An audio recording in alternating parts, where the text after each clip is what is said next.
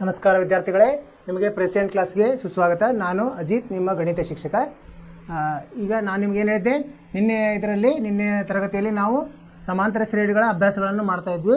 ಅಭ್ಯಾಸ 5.1 ಮುಗಿದಿತ್ತು, 5.2 ಶುರು ಮಾಡಿದ್ವಿ. ಅಂದರೆ ಅದರ ಎನ್ ಬೆಲೆ ಕಂಡುಹಿಡಿಯೋ ಸೂತ್ರದ ಆಧಾರಿತ ಇವು ಪ್ರಶ್ನೆಗಳಾಗಿದ್ದವು. ಸೊ ಅದರಲ್ಲಿ ನಾವು ಎಷ್ಟು ಮಾಡಿದ್ವಿ, 10 ಮಾಡಿದ್ವಿ. ನಿಮಗೆ 5 ಮನೆ ಕೆಲಸ ಮಾಡಲಿಕ್ಕೆ ಹೇಳಿದ್ವಿ. ನೀವು ಮಾಡಿರಿ ಅಂತ ತಿಳ್ಕೊಂಡಿದ್ದೀವಿ. ಇವತ್ತು ಅದನ್ನು ಮುಂದುವರ್ಸೋಣಂತೆ. 11ರಿಂದ ನಾವು ಅದನ್ನು ಪರೀಕ್ಷಿಸೋಣಂತೆ. ನೀವು ನಿಮ್ಮದು ಇದನ್ನು ಹೋಲಿಕೆ ಮಾಡಿರಿ. ನಿಮ್ಮದು ಸರಿ ಇದ್ದರೆ ಚೆನ್ನಾಗಾಯಿತು, ಇಲ್ಲಾಂದರೆ ನೋಡಿ ಎಲ್ಲಿ ತಪ್ಪಿದ್ದೀರಿ ಅಂತ. ಸರಿನಾ? ಶುರು ಮಾಡೋಣಂತೆ. ಆದರೆ ನಮಗೆ ಅದರ ಸೂತ್ರವು ಅದನ್ನೇ ಉಪಯೋಗಿಸ್ಬೇಕಾಗ್ತದೆ. ಏನಂದರೆ an = a + n - 1 ಗುಣಲಬ್ಧ d. ಇದನ್ನು ನೆನಪಿಡ್ಬೇಕು. ಇದೇ ನಮ್ಮ ಮೂಲ ಸೂತ್ರ. ಇಲ್ಲಿ 11ನೇ ಪ್ರಶ್ನೆ. ಇದು 5.2ರ 11ನೇ ಮುಖ್ಯ ಪ್ರಶ್ನೆ. ಸರಿನಾ? ಏನಂತಿದೆ ಓದೋಣಂತ. 3, 15, 27, 39 ಈ ಸಮಾಂತರ ಶ್ರೇಣಿಯ ಯಾವ ಪದವು ಅದರ 54ನೇ ಪದಕ್ಕಿಂತ 132 ಹೆಚ್ಚಾಗಿದೆ? ಅಂದರೆ ಏನು ಮಾಡ್ಬೇಕು ನಾವು? ಇಲ್ಲೊಂದು ಸಮಾಂತರ ಶ್ರೇಣಿ ಕೊಟ್ಟಿದ್ದಾರೆ. ಒಂದು ಯಾವುದೋ ಪದ 54ನೇ ಪದಕ್ಕಿಂತ 132 ಹೆಚ್ಚಾಗಿದೆ. ಅಂದರೆ ನಾವು ಮೊದಲು ಏನು ಮಾಡಬೇಕು? 54ನೇ ಪದ ಏನಿದೆ ಅಂತ ತಿಳ್ಕೋಬೇಕು. ಅದಕ್ಕೆ 132 ಸೇರಿಸಿದಾಗ ನಮಗೊಂದು ಸಂಖ್ಯೆ ಬರ್ತದೆ. ಆ ಪದ ಈ ಶ್ರೇಣಿಯಲ್ಲಿ ಎಷ್ಟನೇ ಪದ ಅಂತ ಕಂಡುಹಿಡಿಬೇಕು. ಅವಾಗ ಮತ್ತೆ ನಾವು ಸೂತ್ರ ಹಾಕಿ ಕಂಡುಹಿಡಿಬೋದು. ಮೊದಲು ಇದನ್ನು ಬರ್ಕೊಂಬಂತ. ಏನು ಸಮಾಂತರ ಶ್ರೇಣಿ ಏನಿದೆ? 3, 15, 27 ಮತ್ತು 39 ಡ್ಯಾಶ್. ಈಗ ನಾವು ಅವ್ರೇನು ಹೇಳಿದ್ದಾರೆ? 54ನೇ ಪದಕ್ಕಿಂತ ಪರಿಹಾರ. 54ನೇ ಪದ ಅಂದ್ರೇನು? A54. A54 ಇದು ಎಷ್ಟು ಹೆಚ್ಚಾಗಿದೆ ಅಂತ ಹೇಳಿದರೆ 132 ಹೆಚ್ಚಾಗಿದೆ. ಈ ಪದವನ್ನು ಕಂಡುಹಿಡಿಬೇಕು ನಾವು. ಹೀಗಾಗಿ ನಾವು ಮೊದಲು A54 ಕಂಡುಹಿಡಿಯೋಣ. A54 ಹೆಂಗೆ ಕಂಡುಹಿಡಿತೀವಿ ನಾವು? A ಸಂಕಲನ 53D ಅಂತ ಕಂಡುಹಿಡಿತೀವಿ. ಇದರಲ್ಲಿ A ಎಷ್ಟಾಗುತ್ತೆ ನೋಡ್ರಿ? A 3 ಇದೆ, D ಎಷ್ಟಿದೆ? 15ರಲ್ಲಿ 3 ಹೋದರೆ 12. ಇದನ್ನಲ್ಲಿ ಉಪಯೋಗಿಸೋಣಂತ. ಅಂದರೆ 3 ಸಂಕಲನ 53 ಗುಣಲಬ್ಧ 12. ಇದನ್ನು ಸರಳ ಮಾಡಿದಾಗ ಏನಾಗ್ತದೆ?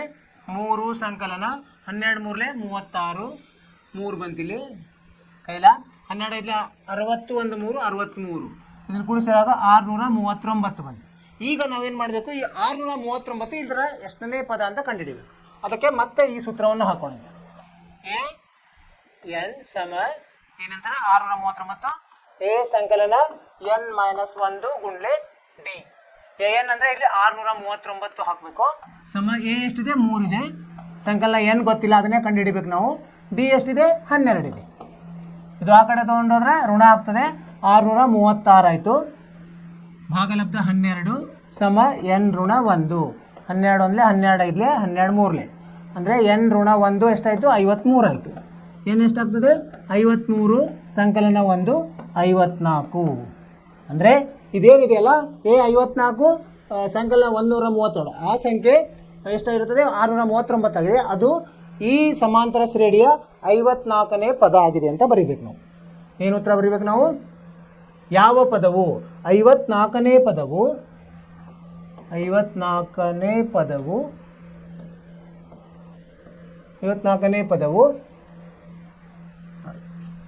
ಇಲ್ಲಿ 54ನೇ ಪದವು 54 ಬಂತು.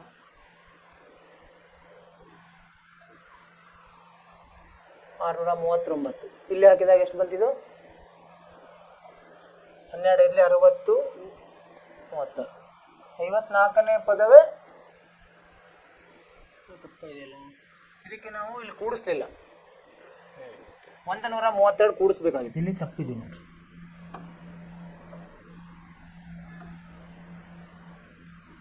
ಇಲ್ಲಿ ಒಂದು ತಪ್ಪಾಯ್ತು. ಏನು ತಪ್ಪಾಯ್ತು ಅಂದರೆ ಇದಕ್ಕೆ ನಾವು ಏನು ಮಾಡಬೇಕು? A54 ಕಂಡುಹಿಡಿದು ಇದನ್ನು ಕಂಡುಹಿಡಿಬೇಕಾಯ್ತಲ್ಲ ನಾವು.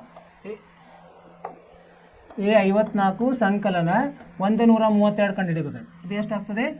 639 ಸಂಕಲನ 132. ಅಂದರೆ 92 11 ಕೆಲ ಬಂತು 1 3 3 6 1 7 771 ಎಷ್ಟನೇ ಪದ ಅಂತ ಕಂಡುಹಿಡಿಬೇಕು ನಾವು. ಈಗ an A + n ಋಣ 1 d. an ಅಂದರೆ ಈಗ 771 ಹಾಕ್ಬೇಕು. 771 A ಎಷ್ಟು? 3 ಸಂಕಲನ n ಋಣ 1 d ಎಷ್ಟು? 12. ಈ 3 ಆ ಕಡೆ ಹೋದರೆ ಋಣ ಆಗ್ತದೆ. 768 ಆಯಿತು. ಭಾಗಲಬ್ಧ ಇದು 12 ಆಯಿತು. n ಋಣ 1. 12 ಒಂದಲೇ 12 6ಲೇ 72 4 ಕುಳಿತು 12 4ಲೇ ಅಂದರೆ ಏನು ಎಷ್ಟಾಯಿತು 64 ಸಂಕಲನ 1 65 ಆಯಿತು. ಉತ್ತರ ಏನು ಬರೀಬೇಕು ನಾವು 65ನೇ ಪದವು 65ನೇ ಪದವು ಯಾವುದು 65ನೇ ಪದ 771 ಏನಾಗಿದೆ ಅದು 54ನೇ ಪದಕ್ಕಿಂತ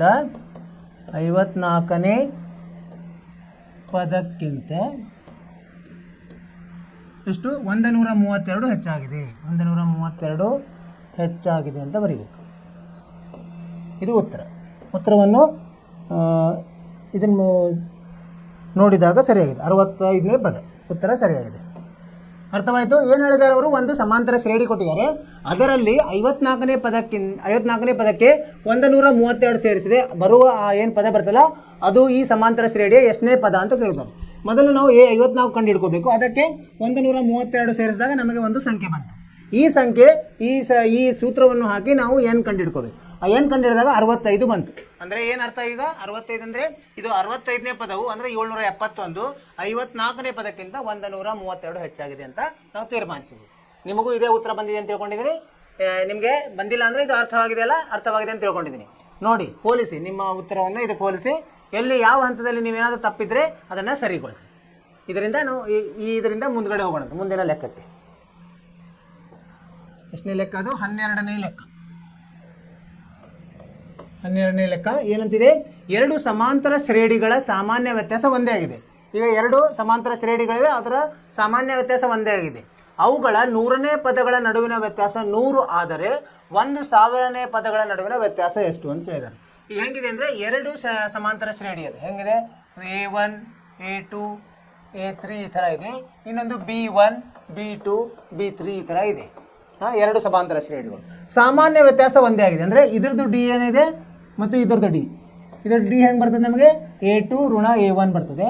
ಇದ್ರದ್ದು ಡಿ ಹೇಗೆ ಬರ್ತದೆ? B2 ಋಣ B1 ಬರ್ತದೆ.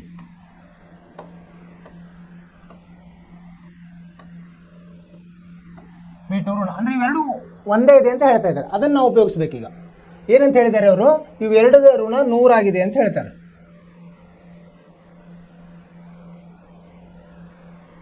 ನೂರನೇ ಪದಗಳ ವ್ಯತ್ಯಾಸ ಅಂದರೆ ಈಗೇನದು ಎ ಪರಿಹಾರ ನೋಡಂತೆ. ಪರಿಹಾರ ಇದ್ರದ್ದು 100ನೇ ಪದ, ಇದ್ರ 100ನೇ ಪದ ಅಂದರೆ ಇದ್ರದ್ದು A100 ಋಣ B100 ಎಷ್ಟಿದೆ ಅಂತ ಹೇಳ್ತಾರೆ? 100 ಆಗಿದೆ. ಉತ್ತರ 100 ಆಗಿದೆ ಅಂತ ಹೇಳ್ತಾರೆ. ಸರಿನಾ? ಆದರೆ ನಾವೇನು ಕಂಡುಹಿಡಿಬೇಕೀಗ? 1000ನೇ ಪದ ಅಂದರೆ A1000 ಋಣ B1000 ನಡುವಿಂದು ವ್ಯತ್ಯಾಸ ಎಷ್ಟಿದೆ ಅಂತ ಕೇಳ್ತಾ ಇದೆ. ಇದನ್ನ ಹೆಂಗೆ ಕಂಡುಹಿಡಿತೀವಿ ನಾವು? A100 ಅಂದರೆ ಎ ಸಂಕಲನ ಎಷ್ಟು ಬರಿತೀವಿ ನಾವು? ಅದು ಒಂದು ಕಡಿಮೆ ಅಂದರೆ ಎನ್ ಋಣ 99 ಡಿ ಅಂತ ಬರಿತೀವಿ ಅಲ್ವಾ?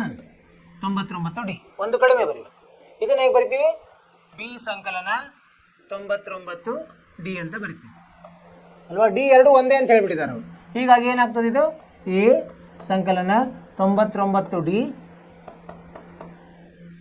ಋಣ ಬಿ ಸಂಕಲನ ಋಣ 99 ಡಿ ಸಮ 100 ಆಯಿತು. ಅಂದರೆ ಈಗೇನಾಯ್ತು? ಈಗ ಇದು ಕ್ಯಾನ್ಸಲ್ ಆಗುತ್ತೆ. ಯಾವುದು? 99 ಡಿ ಇದು ಹೋಗುತ್ತೆ. ಎ ಋಣ ಬಿ ಆಯಿತು. ಎ ಋಣ ಬಿ 100 ಅಂತ ಕೊಟ್ಟಿದ್ದಾರೆ. ಆಗುತ್ತೆ. ಅಂದರೆ ಯಾವುದೇ ಇದಕ್ಕೆ ತೊಗೊಂಡ್ರು ಅದು ವ್ಯತ್ಯಾಸ 100 ಬರ್ತದಂತ. ಈಗ ಇದಕ್ಕೂ 100 ಬರ್ತದೆ. ಹೆಂಗೆ ಬರ್ತದೆ ನೋಡಿ. A1000 ಹೆಂಗೆ ಬರಿತೀವಿ ನಾವು?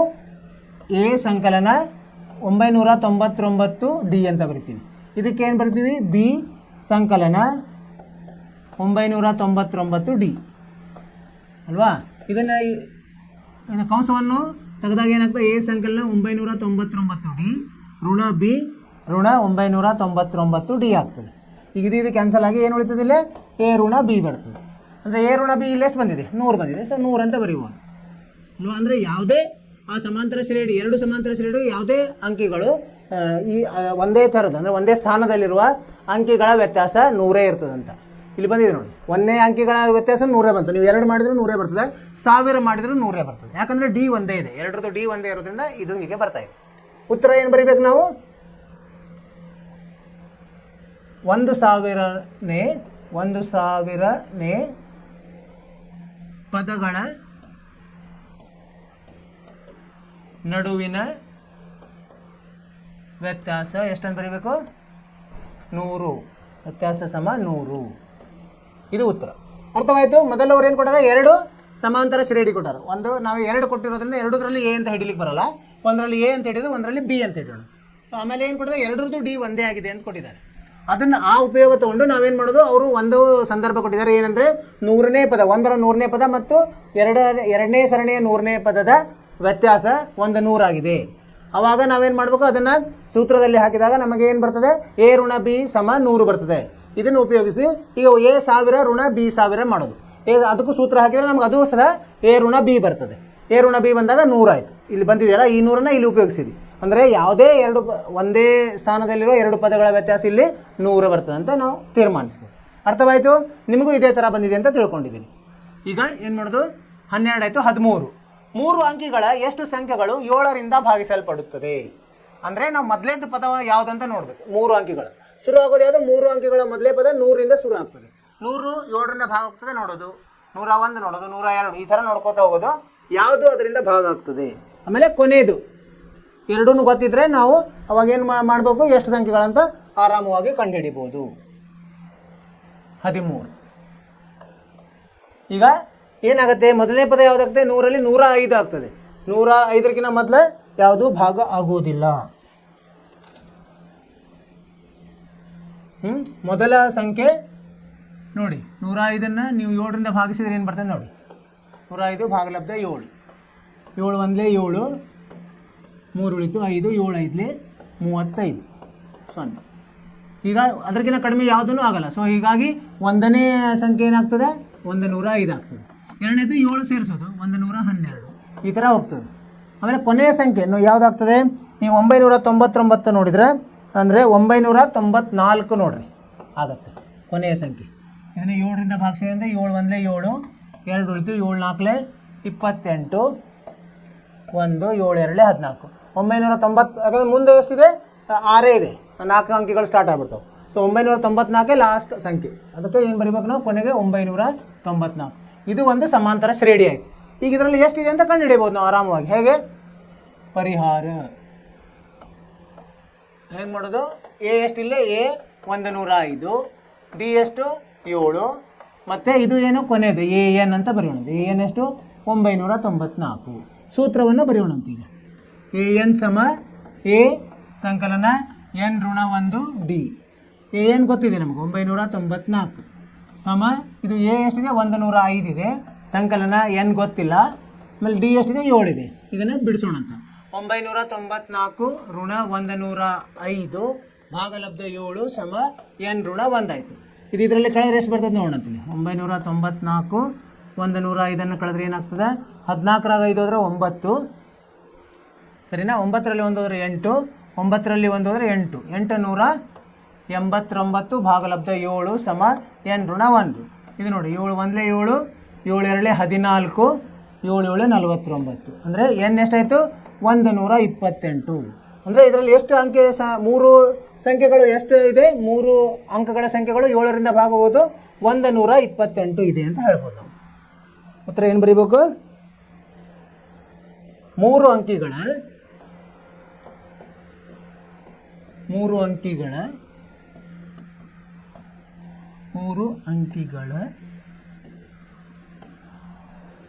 128 ಸಂಖ್ಯೆಗಳು 7ರಿಂದ ಭಾಗಿಸಲ್ಪಡುತ್ತವೆ.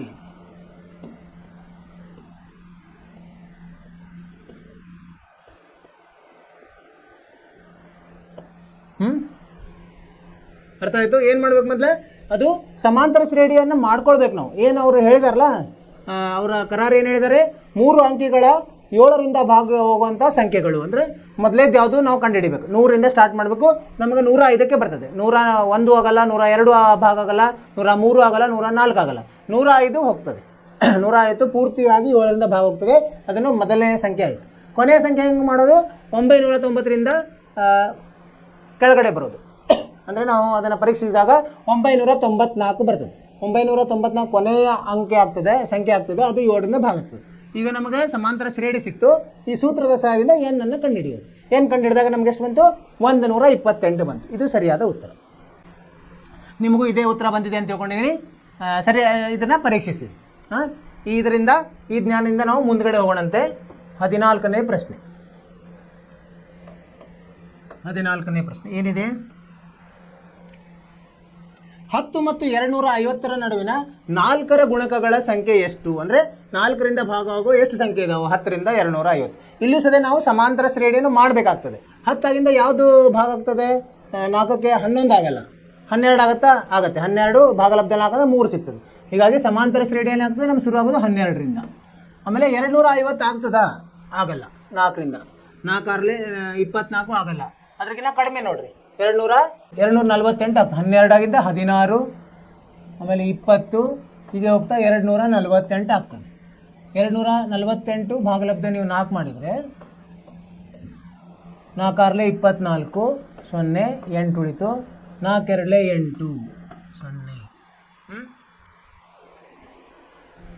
ಕೊನೆಯ ಅಂಕಿ ಆಗೋದು ಯಾವುದು? 250ಕ್ಕಿಂತ ಮೊದಲು 248. ಈಗ ನಮಗೆ ಸಮಾಂತರ ಶ್ರೇಣಿ ಸಿಕ್ತು. ಏನು ಕಂಡುಹಿಡಿಯೋಣ? ಎ ಬೆಲೆ ಎಷ್ಟು? ಪರಿಹಾರ ಎ 12 ಆಗ್ತದೆ ಇಲ್ಲಿ. ಆಮೇಲೆ ಡಿ ಎಷ್ಟು? 4. ಆಮೇಲೆ ಎ ಎನ್ ಎಷ್ಟು? 248. ಎನ್ ಕಂಡುಹಿಡಿಬೇಕು ನಾವು. ಸೂತ್ರವನ್ನು ಹಾಕಿದಾಗ ಎ ಎನ್ ಸಮ ಎ ಸಂಕಲನ ಎನ್ ಋಣ 1 ಡಿ. ಎ ಎನ್ ಎಷ್ಟಿದೆ? 248 ಇದೆ. ಸಮ ಎ ಎಷ್ಟಿದೆ? 12 ಸಂಕಲನ ಎನ್ ಋಣ 1 ಡಿ ಎಷ್ಟಿದೆ? 4 ಇದೆ. ಇದು ಆ ಕಡೆ ಹೋದರೆ ಋಣ 12 ಆಗಿ 236 ಭಾಗಲಬ್ಧ 4 ಸಮ ಎನ್ ಋಣ 1 ಆಯಿತು. 4 5 20 4 9 ಅಂದರೆ ಎನ್ ಎಷ್ಟಾಯಿತು? 59 ಸಂಕಲನ 1 60. ಅಂದರೆ 60 ಸಂಖ್ಯೆಗಳಿವೆ. ಉತ್ತರ ಹೇಗೆ ಬರೀಬೇಕು ನಾವು? 10 ಮತ್ತು 250 ನಡುವಿನ 4ರ ಗುಣಕಗಳ ಸಂಖ್ಯೆ. 10 ಮತ್ತು 250 ನಡುವಿನ 4ರ ಗುಣಕಗಳ ಸಂಖ್ಯೆ ಎಷ್ಟು? 60. ಇದರ ಉತ್ತರ ಬರೀಬೇಕು. ಏನು ಕೇಳಿದ್ದಾರೆ ಅವರು? 2 ಸಂಖ್ಯೆಗಳನ್ನು ಕೊಡೋರು, 5 ಮತ್ತು 250. ಇದರ ನಡುವಿನ 4ರ ಗುಣಕಗಳು ಎಷ್ಟು? 4ರ ಗುಣಕ ಅಂದ್ರೇನು? ಅದು 4ರಿಂದ ಭಾಗ ಆಗ್ತದೆ ಅಂತ. ಸೊ ಅದರಿಂದ ನಾವು 10 ಆಗಿಂದ 11 ಭಾಗಗಳ 12 ಆಗುತ್ತೆ. ಸೊ 12ರಿಂದ ನಮ್ಮದು 1ನೇ ಪದ ಆಯಿತು. ಆಮೇಲೆ ಕೊನೆಯ ಪದವನ್ನು ಕಂಡುಹಿಡ್ಕೊಂಡು ಅದು 248, 250ಕ್ಕಿಂತ ಕಡಿಮೆ. ಸೊ ಇವೆರಡರ ನಮಗೆ ಒಂದು ಸಮಾಂತರ ಶ್ರೇಣಿ ಸಿಕ್ತಿಲ್ಲ. ಇದರ ಸಹಾಯದಿಂದ ಎ 12 ಆಯಿತು, ಡಿ 4 ಆಯಿತು, ಎ ಎನ್ 248 ಆಯಿತು. ಆಮೇಲೆ ಎನ್ ಕಂಡುಹಿಡಿಯೋದು. ಸೂತ್ರದಲ್ಲಿ ಹಾಕಿದಾಗ ನಮಗೆ ಎನ್ ಬೆಲೆ 60 ಬಂದು. ಅಂದರೆ 4ರಿಂದ ಭಾಗ ಆಗುವ ಸಂಖ್ಯೆಗಳು ಎಲ್ಲಿಂದ? ನೀವು 10ರಿಂದ ಶುರು ಮಾಡಿ 250 ಒಳಗಡೆ 60 ಎಷ್ಟಿದೆ? 60 ಅಂಕಿಗಳು ಇದ್ದಾವೆ ಅಂತ ಬರೆಯೋದು. ಇದು ಉತ್ತರ. ನಿಮ್ಮದು ಇದೇ ಥರ ಬಂದಿದೆ ಅಂತ ತಿಳ್ಕೊಂಡಿದ್ದೀರಿ. ಇದು 15 14 ಆಯ್ತು ಈಗ ಅಲ್ಲ. 15 ತನಕ ನೀವು ಮನೆ ಕೆಲಸ ಕೊಟ್ಟಿದ್ದೆ. ಮುಂದಿನ ಲೆಕ್ಕ ಮಾಡೋಣಂತೆ. 15 ಏನಂತಿದೆ ಲೆಕ್ಕ? ಎನ್ ಯಾವ ಬೆಲೆಗೆ 63, 65, 67 ಮತ್ತು 3, 10, 17 ಈ ಸಮಾಂತರ ಶ್ರೇಣಿಗಳ ಎನ್ನೇ ಪದಗಳು ಸಮವಾಗಿರ್ತದೆ. ಇವೆರಡರಲ್ಲಿ ಎ ಎನ್ ಒಂದೇ ಯಾವುದರಲ್ಲಿ ಇದೆ ಅಂತ ಕೇಳ್ತಾ ಇದ್ದಾರೆ. ನೋಡೋಣಂತೀಗ. ಸೊ ಇಲ್ಲಿ ಏನೇನಿದೆ? 2 ಸಮಾಂತರ ಶ್ರೇಣಿಗಳಿದೆ. ಇಲ್ಲಿ 63, 65, 67 ಡ್ಯಾಶ್ ಡ್ಯಾಶ್ ಇದೆ. ಸೊ ಇದರಲ್ಲಿ ನಾವು ಇದನ್ನು ಏನೇನು ಬರ್ಕೋಬೋದು? ಎ ಎಷ್ಟಿದೆ? 63 ಇದೆ. ಡಿ ಎಷ್ಟಿದೆ? 2 ಇದೆ. 65ರಲ್ಲಿ 63 ಇಷ್ಟೇ ಗೊತ್ತಿರೋದು ನಮಗೆ ಅಲ್ವಾ. ಆಮೇಲೆ ಎ ಎನ್ ಗೊತ್ತಿಲ್ಲ, ಅದು ನೋಡೋಣ ಅಂತ ಏನಂತ. ಈಗ ಇನ್ನೊಂದು ಸರಣಿ ಏನಿದೆ? 3, 10, 17 ಡ್ಯಾಶ್ ಡ್ಯಾಶ್ ಇದೆ. ಇದರಲ್ಲಿ ಎ ಎಷ್ಟಿದೆ? 3 ಇದೆ. ಮತ್ತು ಡಿ ಎಷ್ಟಿದೆ? ಇಲ್ಲಿ 7 ಇದೆ. 10ರಲ್ಲಿ 3 ಹೋದರೆ 7. ಈಗ ಪರಿಹಾರ ನಾವು ಎ ಎನ್ ಕಂಡುಹಿಡಬೇಕು. ಎರಡರಲ್ಲಿ ಹೇಗಿರ್ಬೇಕಂದ್ರೆ 2 ಸಮ ಇರಬೇಕು. ಇಲ್ಲಿ ಎ ಎನ್ ಮತ್ತು ಇಲ್ಲಿ ಎ ಎನ್ ಸಮ ಇರಬೇಕು. ಇದ್ರದ್ದು ಎ ಎನ್ ಸೂತ್ರ ಏನು? ಒಂದೇದ್ರದ್ದು ಎ ಎನ್ ಸಮ ಎ ಪ್ಲಸ್ ಎನ್ ಋಣ 1 ಡಿ. ಸರಿನಾ? ಈಗ ಎ ಎಷ್ಟಿದೆ? ಇಲ್ಲಿ 63 ಇದೆ. ಸಂಕಲನ ಎನ್ ಗೊತ್ತಿಲ್ಲ.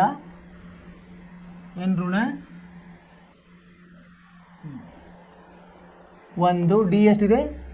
ಡಿ 2 ಇದೆ. ಅಂದರೆ ಎಷ್ಟಾಯ್ತಿದು? 63 ಎಷ್ಟನೇ ಪದ ಎನ್ ಎರಡು ಸಮವಾಗಿದೆ. ಎಷ್ಟನೇ ಪದ ಇಲ್ಲಿ ನಾವು ತಪ್ಪು ತಗೊಂಡ್ವಿ. ಎರಡರದ್ದು ಯಾವುದೋ ಒಂದು ಎನ್ ಬೆಲೆ ಸಮವಾಗಿದೆ. ಇದು ಹಾಗೆ ಉಳಿತದೆ. ಇದರಲ್ಲಿ ಏನಾಗುತ್ತೆ, ಎ ಎನ್ ಸಮ ಎ ಪ್ಲಸ್ ಎನ್ ಋಣ 1 ಡಿ. ಇದರಲ್ಲಿ ಎ ಎಷ್ಟಿದೆ, 3 ಇದೆ. ಸಂಕಲನ ಎನ್ ಗೊತ್ತಿಲ್ಲ, ಎನ್ ಋಣ 1 ಡಿ ಎಷ್ಟಿದೆ, 7 ಇದೆ. ಈಗೇನಾಯಿತು, ಇದು 1 ಇದು 2 ಸಮವಾಗಿದೆ. ಈಗ ಏನು ಮಾಡಬೇಕು ನಾವು, 1 ಸಮ 2 ಅಂತ ಮಾಡ್ಕೋಬೇಕು. ಎಷ್ಟು ಬರ್ತದೆ ಇದು, 63 ಸಂಕಲನ ಎನ್ ಋಣ 1 ಗುಣಲಬ್ಧ 2 ಸಮ 3 ಸಂಕಲನ ಎನ್ ಋಣ 1 7.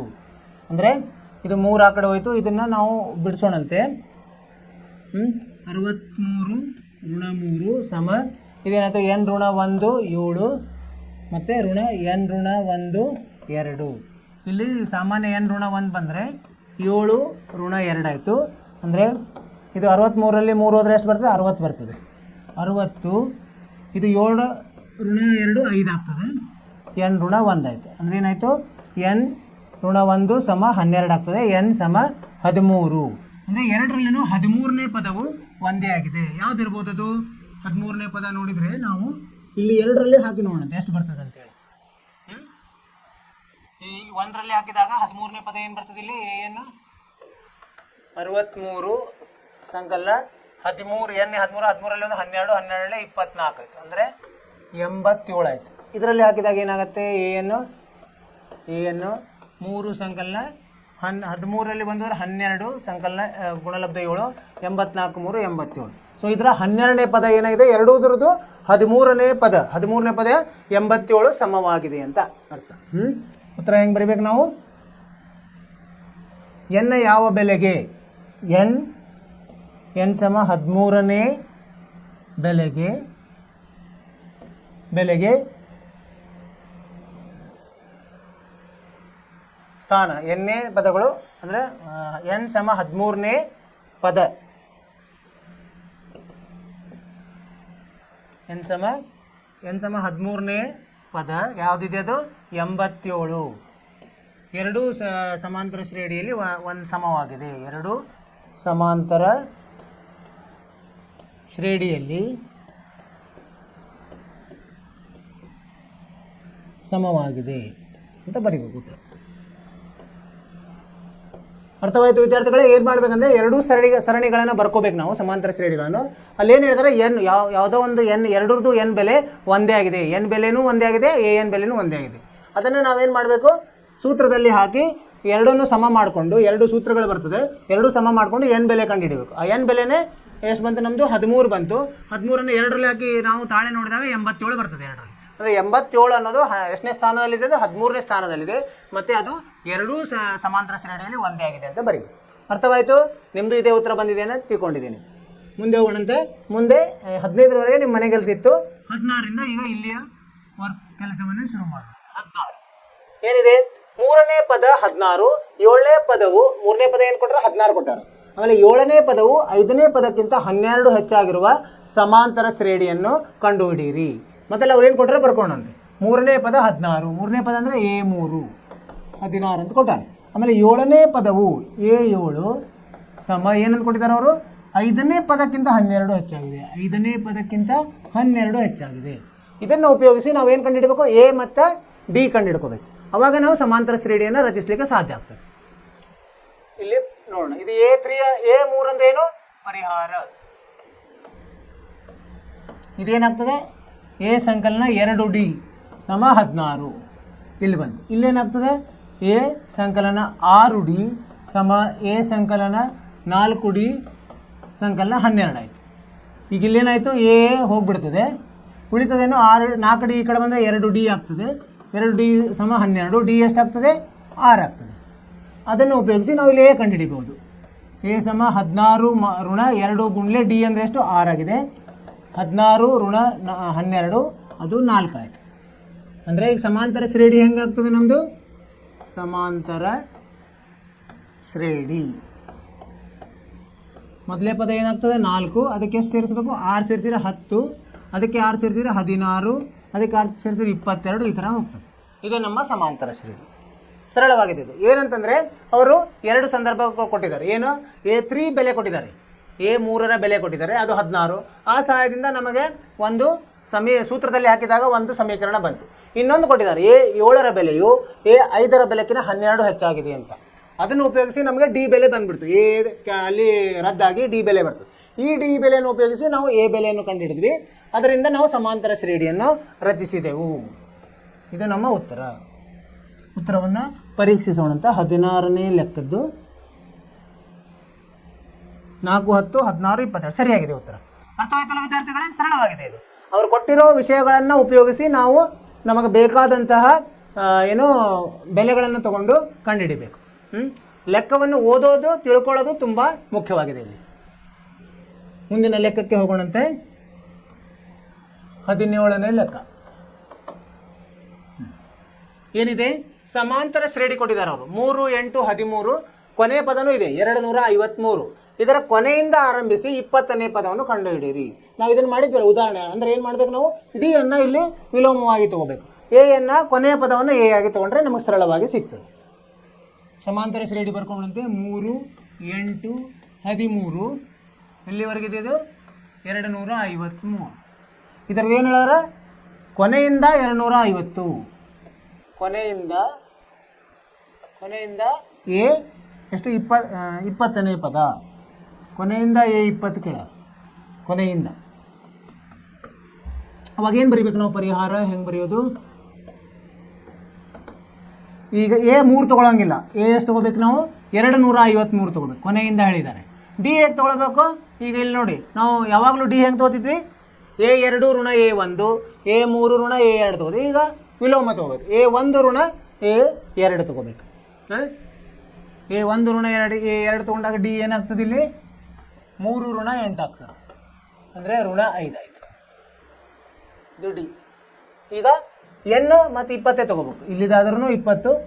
ಈಗ ಅದೇನು ಸಂಖ್ಯೆ, ಅದು ಸ್ಥಾನ, 20ನೇ ಸ್ಥಾನ, 20 ತೊಗೋಬೇಕು. ಈಗ ನಾವು ಸೂತ್ರದಲ್ಲಿ ಹಾಕೋಣ. AN ಸಮ A ಸಂಕಲನ N ಋಣ 1 ಡಿ. ಎ ಎಷ್ಟಿದೆ? ಇಲ್ಲಿ 253 ಇದೆ. ಸಂಕಲನ ಎನ್ ಎಷ್ಟಿದೆ? 20 ಋಣ 1. ಡಿ ಎಷ್ಟಿದೆ? ಋಣ 5. 253 ಇದೇನಾಗ್ತದೆ? 19 95 ಆಗ್ತದೆ. ಋಣ 95. ಇದನ್ನು ಕಳೆದಾಗ ಎಷ್ಟಾಯಿತು? 253ರಲ್ಲಿ 95 ಕಳೆದ್ರೆ 13ರಲ್ಲಿ 5 ಹೋದ್ರೆ 8, 15ರಾಗ 10 ಹೋದ್ರೆ 5, 158. ನಮ್ಮ ಉತ್ತರ ಎಷ್ಟು? 158. ಕೊನೆಯಿಂದ ಉತ್ತರ ಹೆಂಗೆ ಬರೀಬೇಕು ನಾವು? ಕೊನೆಯಿಂದ 20ನೇ ಪದ. 20ನೇ ಪದ ಎಷ್ಟಿದೆ? 158. ಉತ್ತರವನ್ನು ಪರೀಕ್ಷಿಸೋಣಂತ. 17ನೇ 158 ಸರಿಯಾಗಿದೆ. ಅರ್ಥವಾಯಿತು? ಅವ್ರು ಕೊನೆಯಿಂದ ಕಂಡುಹಿಡಿಯಿರಿ ಅಂದಾಗ ಕೊನೆಯದ್ದಂದೇ ನಾವು ಎ ಅಂತ ತಗೋಬೇಕು. ಆಮೇಲೆ ಡಿ ಬೆಲೆಯನ್ನು ವಿಲೋಮವಾಗಿ ತಗೋಬೇಕು. ಈಗ ನಾವು ಹಾಗೇನು ತೊಗೊಂಡ್ರೆ ಡಿ ಬೆಲೆಯಲ್ಲಿ 5 ಆಗ್ತದೆ, ಧನ 5. ಆದ್ದರಿಂದ ಕೊನೆಯಿಂದ ನಾವು ಎ ತೊಗೊಳ್ಳೋದ್ರಿಂದ ಧನ ಇರೋದು ಋಣ ಆಗ್ತದೆ. ಒಂದು ವೇಳೆ ಋಣ ಇತ್ತಂದರೆ ಧನ ಆಗಿರುತ್ತೆ. ಇಲ್ಲಿ ಧನ ಇದೆ, ಋಣ ಆಯ್ತು. ಈಗ ಡಿ ಎಷ್ಟಾಯಿತು? ಋಣ 5 ಆಯಿತು. ಆಮೇಲೆ ಎನ್ ಬೆಲೆ 20. ಅದನ್ನು ನಾವು ಈ ಸೂತ್ರದಲ್ಲಿ ಬಳಸಿದರೆ ನಮಗೆ A20 ಕೊನೆಯಿಂದ ಸಿಗ್ತದೆ. ಅದೇ 158. ಅರ್ಥವಾಯಿತು ವಿದ್ಯಾರ್ಥಿಗಳೇ? ಈಗ ಮುಂದಿನ ಲೆಕ್ಕಕ್ಕೆ ಹೋಗೋಣಂತೆ. 18ನೇ ಲೆಕ್ಕ. ಇದು 18ನೇ ಲೆಕ್ಕ ಏನಿದೆ? ಒಂದು ಸಮಾಂತರ ಶ್ರೇಣಿಯ 4ನೇ ಮತ್ತು 8ನೇ ಪದಗಳ ಮೊತ್ತ 24. 4ನೇ ಮತ್ತು 8ನೇ ಪದಗಳು ಅಂದರೆ A4 ಸಂಕಲನ A8 24 ಇದೆ. 6ನೇ ಮತ್ತು 10ನೇ ಪದಗಳ ಮೊತ್ತ 44. ಆ ಶ್ರೇಣಿಯ ಮೊದಲ 3 ಪದ ಕಂಡುಹಿಡಿಯಿರಿ. ಸೊ ಇದು ಎರಡನ್ನೂ ಉಪಯೋಗಿಸಿ ನಾವು ಎ ಮತ್ತು ಏನು ಕಂಡುಹಿಡಬೇಕು? ಡಿ ಕಂಡುಹಿಡಬೇಕು. ಆಮೇಲೆ ನಾವು ಮೊದಲ 3ಅನ್ನು ಕಂಡುಹಿಡಿಕೊಳ್ಳೋದು. ಅದನ್ನು ನಾವು ಎ ಪ್ಲಸ್ ಡಿ, ಎ ಸಂಕಲನ 2D ಮಾಡಿದರೆ ಸಿಕ್ಬಿಡ್ತದೆ. ಮೊದಲು ಇದನ್ನು ಉಪಯೋಗಿಸೋಣಂತೆ. ಏನಂತ ಹೇಳಿದರೆ ಸಮಾಂತರ 4ನೇ ಮತ್ತು 8ನೇ ಪದಗಳು. A4 ಸಂಕಲನ A8 ಎಷ್ಟು ಅಂತ ಹೇಳಿದ್ದಾರೆ ಅವರು? ಮೊತ್ತ 24 ಅಂತ ಹೇಳಿದ್ದಾರೆ. ಇನ್ನೊಂದು ಕೊಟ್ಟಿದ್ದಾರೆ A6 ಮತ್ತು 10. A6 ಸಂಕಲನ A10 ಸಮ 44. ಇದನ್ನು ಉಪಯೋಗಿಸಿದಾಗ ಏನಾಗ್ತದೆ? ಇದು A4 ಅಂದ್ರೆ ಏನು? ಪರಿಹಾರ. ಎ ಸಂಕಲನ 3D. ಇದು ಏನಾಗ್ತದೆ? 8 ಅಂದರೆ ಎ ಸಂಕಲನ 7D ಸಮ 24. ಅಂದರೆ 2A ಸಂಕಲನ 10D ಸಮ 24. 2ರಿಂದ ಭಾಗಿಸಿದ್ರೆ ಎಷ್ಟು ಬರ್ತದೆ? ಇದು ಎ ಸಂಕಲನ 5D ಸಮ 12 ಆಯಿತು. ಇದು ಒಂದು ಸಮೀಕರಣ ಆಯಿತು. ಇಲ್ಲಿ ಏನು ಆಗುತ್ತೆ, ಎ ಸಂಕಲನ 5D ಸಂಕಲನ ಎ ಸಂಕಲನ 9D ಸಮ 44. ಇಲ್ಲೇನಾಯಿತು, 2A ಸಂಕಲನ 14D ಸಮ 44. ಇಲ್ಲಿ 2ರಿಂದ ಭಾಗಿಸಿದ್ರೆ ಏನಾಗ್ತದೆ, ಎ ಸಂಕಲನ 7D ಸಮ 22 ಆಯಿತು. ಇದು ಎರಡನೇದು. ಈಗೇನು ಮಾಡೋಣ, ಇದರಲ್ಲಿ ಏನು ಉಪಯೋಗ ತೊಗೊಂಡಂತೆ, ಎ ಸಮ ಎಷ್ಟಾಗ್ತದೆ, 12 ಋಣ 5D ಆಗ್ತದೆ. ಇದರಲ್ಲಿ ನಾವು ಆದೇಶಿಸೋಣಂತೆ. ಏನಾಗ್ತದೆ, ಇದು ಎ ಇದ್ದಲ್ಲಿ 12 ಋಣ 5D ಸಂಕಲನ 7D ಸಮ 22. ಈಗೇನಾಯಿತು, 12D ಕಡೆ ಹೋದರೆ ಋಣ ಆಗ್ತದೆ, 7Dಯಲ್ಲಿ 5D ಹೋದರೆ 2D ಉಳಿತದೆ, ಇದು 10 ಆಯಿತು. ಡಿ ಸಮ 5 ಆಗುತ್ತೆ. ಸರಿಯಾ? ಈ ಡಿ ಅನ್ನು ಉಪಯೋಗಿಸಿ ಎ ಕಂಡು ಹಿಡ್ಕೋಬೋದು. 12 ಋಣ 5 ಗುಂಡ್ಲೆ 5 ಅಂದರೆ 12 ಋಣ 25 ಅಂದರೆ ಋಣ 13 ಆಯಿತು. ಈಗ ಮೊದಲ 3 ಪದಗಳು ಏನಾಗ್ತದೆ, ಮೊದಲ 3 ಪದಗಳು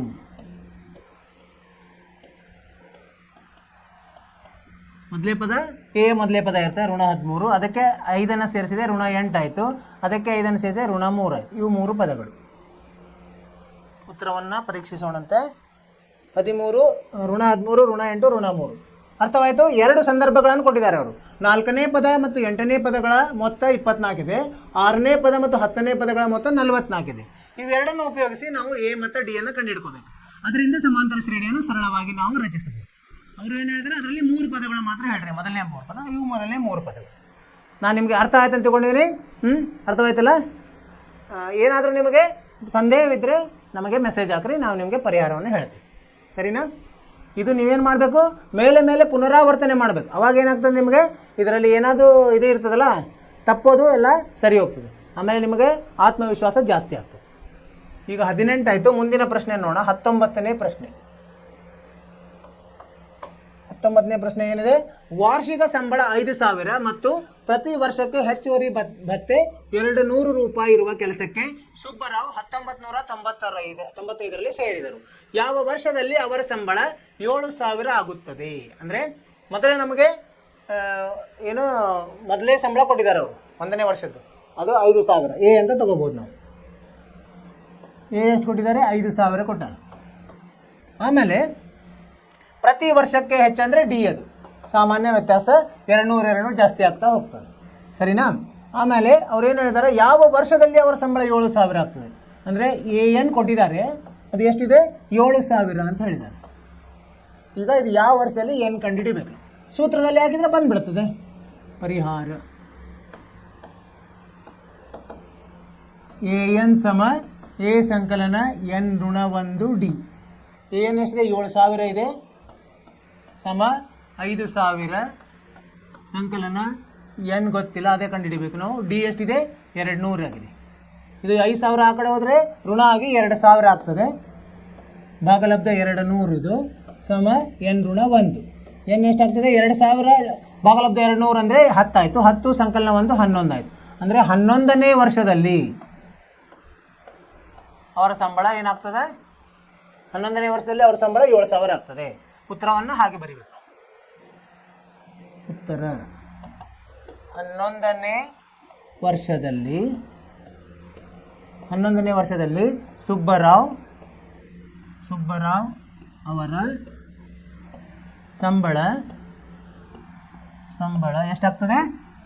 ರು 7,000 ಆಗುತ್ತದೆ. ಈಗ ಎಷ್ಟು ಅವ್ರು ಯಾವಾಗ ಶುರು ಮಾಡಿದರು? 1995ರಲ್ಲಿ ಕೆಲಸ ಶುರು ಮಾಡಿದರು. 11 ವರ್ಷ ಅಂದರೆ ಯಾವಾಗ ಆಯ್ತಿದ್ದು? 600 2600ನೇ ಇಸ್ವಿ. ಈ ಇಸ್ವಿಯಲ್ಲಿ ಅವರ ಸಂಬಳ 7,000 ಆಗ್ತದೆ. ಅರ್ಥವಾಯಿತು ವಿದ್ಯಾರ್ಥಿಗಳು? ಏನಂತ ಹೇಳಿದ್ದಾರೆ ಅವರು? ಸುಬ್ಬರಾವ್ ಅನ್ನೋರು ಒಂದು ಕೆಲಸಕ್ಕೆ ಸೇರ್ಕೋತಾರೆ. ಅವರ ಪ್ರಥಮ ಸಂಬಳ ಅಂದರೆ ಶುರು ಆದ ತಕ್ಷಣ ಸಂಬಳ ಎಷ್ಟಿತ್ತು? 5,000 ಇತ್ತು. ವರ್ಷ 200 ರೂಪಾಯಿ ಅವರಿಗೆ ಬಡ್ತಿ ಸಿಗ್ತಾ ಹೋಗ್ತದೆ. ಅವರ ಯಾವ ವರ್ಷದಲ್ಲಿ ಅಂದರೆ ಅವರ ವೃತ್ತಿ ಜೀವನದ ಯಾವ ವರ್ಷದಲ್ಲಿ ಅವರ ಸಂಬಳ 7,000 ಆಗ್ತದೆ ಅಂತ ಕೇಳಬೇಕು. ಅಂದರೆ ಅದು 7,000 ಅಂತ ತಗೋಬೇಕು ನಾವು, ಎನ್ ಅಂತ ತಗೋಬೇಕು. ಸೂತ್ರದಲ್ಲಿ ಹಾಕಿದಾಗ ಏನು ಬೆಲೆ ಬರ್ತದೆ ನಮಗೆ. 11ನೇ ವರ್ಷದಲ್ಲಿ ಅವ್ರದ್ದು ಏನಾಗ್ತದೆ? 7,000 ರೂಪಾಯಿ ಆಗ್ತದೆ. ಸೊ ಅದನ್ನು ನಾವು ಇಸ್ವಿ ನೋಡಿದರೆ ಅವ್ರು ಶುರು ಮಾಡಿದ್ದು 1995, ಅದಕ್ಕೆ 11 ಸೇರಿಸಿದರೆ 2006ನೇ ಇಸ್ವಿಯಲ್ಲಿ ಸಹ ಬರಿಬೋದು. ಇದು ಎರಡೂ ಸರಿಯಾದ ಉತ್ತರ. ಇದು ಸರಿ, ಇದು ಸರಿ. ಅರ್ಥವಾಯಿತು ವಿದ್ಯಾರ್ಥಿಗಳೇ? ಸರಳವಾಗಿದೆ. ಏನಂದ್ರೆ ನಾವು ತಿಳ್ಕೊಳ್ಳೋದು ತುಂಬ ಇದೆ ಅದರಲ್ಲಿ, ಯಾವ ಪದಗಳನ್ನು ಎಲ್ಲಿ ಬಳಸಬೇಕಂತ. ಅದನ್ನು ನೀವು ಸರಿಯಾಗಿ ಮಾಡಿ. ಮುಂದಿನ ಪ್ರಶ್ನೆ, ಕೊನೆಯ ಪ್ರಶ್ನೆ ಇದು ಈ ಅಭ್ಯಾಸದ 20ನೇ ಪ್ರಶ್ನೆ. ಏನಂತಿದೆ ಇದು? ರಾಮ್ಕಲಿಯು ವರ್ಷದ ಮೊದಲ ವಾರದಲ್ಲಿ 5 ರೂವನ್ನು ಉಳಿಸಿದಳು ಮತ್ತು ಪ್ರತಿ ವಾರ ಅವರ ಉಳಿತಾಯವನ್ನು ₹1.75 ಹೆಚ್ಚಿಸಿದಳು. ಎನ್ನೇ ವಾರದಲ್ಲಿ ಅವಳ ಉಳಿತಾಯ ₹20.75 ಆದರೆ ಎನ್ ಕಂಡುಹಿಡಿಯಿರಿ. ಸರಳವಾಗಿದೆ ಇದು. ಏನಂದರೆ ಮೊದಲ ವಾರದಲ್ಲಿ ಎ ಅಂತ ತಗೊಳ್ಳೋದು. ಎ ಎಷ್ಟಿದೆ? ಮೊದಲ ವಾರದಲ್ಲಿ ಅವಳು ₹5 ಉಳಿಸಿದಳು. ಆಮೇಲೆ ಪ್ರತಿ ವಾರ ಎಷ್ಟು ಉಳಿಸ್ತಾಳೆ ಅವಳು? ಡಿ ಎಷ್ಟು ಅಂತಿದೆ? ₹1.75. ಎ ಎನ್ ಅಂತ ಕೊಟ್ಟಿದ್ದಾರೆ. ಎನ್ನೇ ವಾರದಲ್ಲಿ ಅವಳ ಉಳಿತಾಯ ಎಷ್ಟಾಗಿದೆ? ₹20.75 ಆಯಿತು. ಅಂದರೆ ಎನ್ ಬೆಲೆ ಕಂಡುಹಿಡಿಯೋದು. ಪರಿಹಾರ ಎನ್ ಸಮ ಎ ಸಂಕಲನ ಎನ್ ಋಣ 1D. ಅಂದರೆ ಅವಳು 5 ಇರೋದು ಎರಡನೇ ವರ್ಷದಲ್ಲಿ ಎಷ್ಟು? ಎರಡನೇ ವಾರದಲ್ಲಿ ಏನಾಯ್ತು? ₹6.75 ಆಯಿತು. ಅದಕ್ಕೆ ₹1.75 ಹೀಗೆ ಬೆಳೀತಾ ಬೆಳೀತಾ ಬೆಳೀತಾ ಹೋಗಿದೆ. ಅವಳು ಎನ್ ವಾರದಲ್ಲಿ ಏನಾಯಿತು? ₹20.75 ಉಳಿಸಿದ್ಲು. ಆ ಎಷ್ಟನೇದು ಇದರಲ್ಲಿ ಆಯಿತು ಅಂತ ಕಂಡುಹಿಡಬೇಕು ಆ ವಾರ. ಈಗ ಎ ಎನ್ ಎಷ್ಟು ತಗೋಬೇಕು ನಾವು? 20.75 ಸಮ ಎ ಅಂದರೆ 5 ಸಂಕಲನ ಎನ್ ಗೊತ್ತಿಲ್ಲ, ಎನ್ ಋಣ 1, ಡಿ ಎಷ್ಟು? 1.75. ಈ 20 ಇದು 5 ಆ ಕಡೆ ಹೋದ್ರೆ ಋಣ ಆಗಿ 15.75 ಭಾಗಲಬ್ಧ 1.75 ಸಮ ಎನ್ ಋಣ 1 ಆಯಿತು. ಇದು ಎಷ್ಟರಿಂದ ಭಾಗ ಆಗ್ತದೆ ನೋಡೋಣಂತೆ. ಇದು 20ರಲ್ಲಿ 5 ಹೋದರೆ 15. ಇದು 9ರಿಂದ ಹೋಗ್ತದೆ. ನೋಡಿದ್ರೆ 1.75 9ರಿಂದ ಎಷ್ಟಾಗ್ತದೆ? 9 5 45 ಕೆಲವೊಂದು 4 9 7 63 4 67 7 ಕೆಲವೊಂದು 6 9 1 9 6 15. ಅಂದರೆ ಇದು 1.75ಕ್ಕೆ 9ರಿಂದ ಭಾಗಿಸಿದರೆ ನಮಗೆ ಇದು ಬರ್ತದೆ. ಅಂದರೆ ಎನ್ ಬೆಲೆ ಎಷ್ಟಾಯಿತು? 9 ಸಂಕಲನವನ್ನು 10. ಅಂದರೆ ಅವಳದೇನಾಗ್ತದೆ? 10ನೇ ವಾರದಲ್ಲಿ ಎನ್ ಕಂಡಿಡು. ಎನ್ ವಾರದಲ್ಲಿ ಅವಳ ಉಳಿತಾಯ ಎನ್ ಸಮ 10. ಎನ್ ಸಮ 10 ಇದು ನಮ್ಮ ಉತ್ತರ. ಈ ವಾರದಲ್ಲಿ ಅವಳ ಎಷ್ಟಾಗ್ತದೆ ಉಳಿತಾಯ? ₹20.75 ಆಗ್ತದೆ. ಏನೇನು ಕೊಟ್ಟಿದ್ದಾರೆ ನೋಡಿ ಅವರು. ಮೊದಲನೇ ವಾರದ ಅವಳ ಉಳಿತಾಯ ವಾರ ವಾರ ಎಷ್ಟೆಷ್ಟು ಜಾಸ್ತಿ ಮಾಡ್ತಾ ಹೋಗಿದ್ದಾಳೆ. ಎನ್ ವಾರದ್ದು ಕೊಟ್ಟಿದ್ದಾರೆ. ಅವನ್ನೆಲ್ಲ ಉಪಯೋಗಿಸಿ ನಾವು ಎನ್ ಬೆಲೆ ಕಂಡುಹಿಡಿದ್ವಿ. ಇಲ್ಲಿ ಏನಂದರೆ ಸರಳ ಮಾಡೋದ್ರಲ್ಲಿ ದಶಮಾಂಶದಲ್ಲಿ ಅದನ್ನು ಬಿಡಿಸಿ ನೀವು ಸರಳ ಮಾಡಿಕೊಂಡು ಬಿಡಿಸಿರೋದು ನಿಮ್ಮದು ಜಾಣತನ ಆಗ್ತದೆ. ಅಲ್ಲಿ ತಪ್ಪುವ ಸಾಧ್ಯತೆಗಳು ಜಾಸ್ತಿ ಇವೆ. ಹೀಗಾಗಿ ನೀವು ಅದರ ಬಗ್ಗೆ ತುಂಬ ಗಮನ ಹರಿಸಬೇಕು. ನಿಮಗೆ ಅರ್ಥವಾಯಿತು ಅಂತ ತಿಳ್ಕೊಂಡಿದ್ದೀನಿ. ಏನು ಮಾಡಿದ್ವಿ ನಾವು ಇಲ್ಲಿವರೆಗೆ? ಪೂರ್ತಿ ಅಭ್ಯಾಸ ಮುಗೀತು ನಮ್ಮದು. ಯಾವುದು? ಇದರಲ್ಲಿ 5.2 ಪೂರ್ತಿ ಅಭ್ಯಾಸ ಮುಗೀತು. ಅದರಲ್ಲಿ ಎನ್ನೇ ಪದದ ಬಗ್ಗೆ ನಾವು ಚರ್ಚಿಸಿದ್ವಿ. ನಿಮಗೇನಾದರೂ ಸಂದೇಹಗಳಿದ್ರೆ ಕೇಳ್ಬೋದು ನೀವು. ಏನೇನು ಕಲ್ತ್ವಿ ನಾವಿಲ್ಲಿ? ಆ ಸೂತ್ರದಲ್ಲಿ ಎ ಅಂದರೆ ಮೊದಲೇ ಪದ, ಎನ್ ಅಂದರೆ ಎಷ್ಟು ಅಂಕಿಗಳು ಆ ಸಮಾಂತರ ಶ್ರೇಣಿಯಲ್ಲಿ, ಎ ಎನ್ ಅಂದರೆ ಎನ್ನೇ ಪದ, ಅದಕ್ಕೆ ಸೂತ್ರ ಎ ಎನ್ ಸಮ ಎ ಸಂಕಲನ ಎನ್ ಋಣ 1D. ಡಿ ಅಂದ್ರೇನು? ಸಾಮಾನ್ಯ ವ್ಯತ್ಯಾಸ. ಇದನ್ನೆಲ್ಲ ಉಪಯೋಗಿಸಿ ನಾವು ಸಂಖ್ಯೆಗಳು ಸಮಾಂತರ ಶ್ರೇಣಿಗಳನ್ನು ರಚಿಸಿದ್ವಿ. ಕ್ಲಿಷ್ಟಕರವಾದ ಪ್ರಶ್ನೆಗಳನ್ನು ಸಹ ಬಿಡಿಸಿದ್ವಿ ನಾವು. ಎಲ್ಲ ಥರದ ಪ್ರಶ್ನೆಗಳನ್ನು ಇಲ್ಲಿ ಉದಾಹರಣೆಯನ್ನು ಒಂದು 10 ಉದಾಹರಣೆ ಮಾಡಿದ್ವಿ. ಆಮೇಲೆ ಇಲ್ಲೊಂದು 20 ಲೆಕ್ಕಗಳನ್ನು ಬಿಡಿಸಿದ್ವಿ. ಸೊ ಇದರಿಂದ ನಿಮ್ಮ ಸಂದೇಹಗಳು ದೂರವಾಗಿವೆ ಅಂತ ತಿಳ್ಕೊಂಡಿದ್ದೀನಿ. ನೀವೇನು ಮಾಡಬೇಕು? ಬೇರೆ ಬೇರೆ ಪುಸ್ತಕಗಳಿಂದ ಪ್ರಶ್ನೆಗಳನ್ನು ತಗೊಂಡು ಬಿಡಿಸಬೇಕು. ಬಿಡಿಸಿದರೆ ನಿಮಗೆ ಇನ್ನೂ ಆತ್ಮವಿಶ್ವಾಸ ಜಾಸ್ತಿ ಆಗ್ತದೆ. ಸೊ ನೀವು ಮಾಡ್ತೀರಿ ಅಂತ ತಿಳ್ಕೊಂಡಿದ್ದೀನಿ. ಇಷ್ಟು ಹೇಳ್ತಾ ಇವತ್ತಿನ ತರಗತಿಯನ್ನು ಮುಗಿಸೋಣಂತೆ. ನಾಳೆ ಮತ್ತೊಂದು ಹೊಸ ಇದರಲ್ಲಿ ವಿಷಯ, ಸಮಾಂತರ ಶ್ರೇಣಿಯಲ್ಲೇ ಬೇರೆ ವಿಷಯ ಏನಂದರೆ ಮೊತ್ತವನ್ನು ಕಂಡುಹಿಡಿಯೋದು ಹೇಗೆ ಅಂತ. ಇಲ್ಲಿವರೆಗೆ ಪದಗಳನ್ನು ಕಂಡುಹಿಡಿದ್ವಿ. ಈಗ 1ರಿಂದ ಯಾವುದೋ ಎನ್ ಪದಗಳ ಮೊತ್ತವನ್ನು ಕಂಡುಹಿಡಲಿಕ್ಕೆ ಸೂತ್ರದ ಸಹಾಯದಿಂದ ಹೆಂಗೆ ಮಾಡೋದು ಅದರ ಬಗ್ಗೆ ನಾಳೆ ಚರ್ಚಿಸೋಣಂತೆ. ಮತ್ತೆ ಅದರ ಬಗ್ಗೆ ಅಭ್ಯಾಸನೂ ಮಾಡೋಣ, ಉದಾಹರಣೆಗಳನ್ನು ನೋಡೋಣಂತೆ, ಅಭ್ಯಾಸವನ್ನು ಮಾಡೋಣ. ಅದರಿಂದ ಏನಾಗ್ತದೆ? ನಿಮಗೆ ಇದು ಪೂರ್ತಿ ಆಗ್ತದೆ. ಮತ್ತು ನೀವು ಮನೆ ಕೆಲಸ ಏನು ಮಾಡಬೇಕು? ಇದು 5.2 ಅಭ್ಯಾಸವನ್ನು ಪುನರಾವರ್ತನೆ ಮಾಡಬೇಕು. ನಿಮ್ಮ ಸ್ವಂತ ಬುದ್ಧಿಯನ್ನು ಅದರಲ್ಲಿ ಹಾಕಿ. ಅಂದರೆ ಅದು ಏನೋ ನೀವು ಬುಕ್ಸ್ ತೆಗೆದು ಏನೋ ಪುಸ್ತಕವನ್ನು ತೆಗೆದು ನೋಡೋಂಗಿಲ್ಲ. ಬರೀ ಪ್ರಶ್ನೆಗಳನ್ನು ತಗೊಳ್ಳೋದು, ಬಿಡಿಸೋದು. ಎಲ್ಲಿ ತಪ್ಪಿರಿ ಅವಾಗ ಇದನ್ನು ಹೋಲಿಸಬೇಕು. ನಾವು ಮಾಡಿದ್ರಲ್ಲಿ ಅಲ್ಲಿ ಹೋಲಿಸಿ ಯಾವ ಹಂತದಲ್ಲಿ ನೀವು ತಪ್ಪಿರಿ ಅದನ್ನು ತಿದ್ದುಕೋಬೇಕು. ಇದನ್ನು ಮಾಡ್ತೀರಿ ಅಂತ ನನಗೆ ಆತ್ಮವಿಶ್ವಾಸ ಇದೆ. ನೀವು ಮಾಡೇ ಮಾಡ್ತೀರಿ. ಮಾಡಿ ನಿಮ್ಮ ಆತ್ಮವಿಶ್ವಾಸವನ್ನು ಹೆಚ್ಚಿಗೆ ಮಾಡಿಕೊಡಿ. ಅಂದರೆ ವಾರ್ಷಿಕ ಪರೀಕ್ಷೆಯಲ್ಲಿ ನಿಮಗೆ ಯಾವುದೇ ತೊಂದರೆ ಇರುವುದಿಲ್ಲ. ಅಷ್ಟು ಮಾಡ್ತಾ ನೀವು ಏನು ಮಾಡಬೇಕು? ಈ ಅಭ್ಯಾಸದಲ್ಲಿ ಪಠ್ಯೇತರ ಚಟುವಟಿಕೆಗಳು, ಆಮೇಲೆ ನಿಬಂಧ, ಇದು ರಸಪ್ರಶ್ನೆಗಳು ಅವನ್ನೆಲ್ಲ ಭಾಗವಹಿಸಿ ಆಟಗಳನ್ನು ಆಡ್ರಿ. ನಾಳೆ ಹೆಂಗಂದ್ರು ಆದಿತ್ಯವಾರ ಇದೆ. ನೀವು ನಿಮ್ಮ ಆರೋಗ್ಯದ ಬಗ್ಗೆನೂ ಕಾಳಜಿ ತಗೊಳ್ರಿ. ಮತ್ತು ನೀವು ಚೆನ್ನಾಗಿ ಮತ್ತೆ ಇದನ್ನು ಅಭ್ಯಾಸ ಮಾಡಿರಿ ಅಂತ ಹೇಳ್ತಾ ಇಲ್ಲಿವರೆಗೆ ನೀವು ಕೇಳೋದಕ್ಕೆ ನಿಮಗೆ ಧನ್ಯವಾದಗಳು. ನಿಮಗೆ ಶುಭವಾಗಲಿ. ನಮಸ್ಕಾರ.